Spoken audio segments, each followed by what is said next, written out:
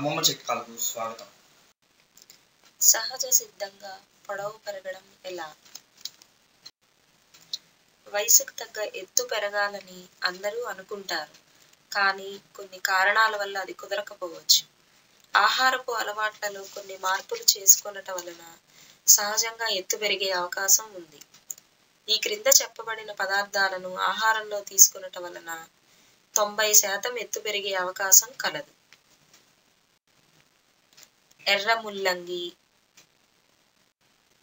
Beans, బెండకాయ, బచ్చలి కూర, బఠానీ, అరటిపండు, సోయాబీన్స్, పాలు.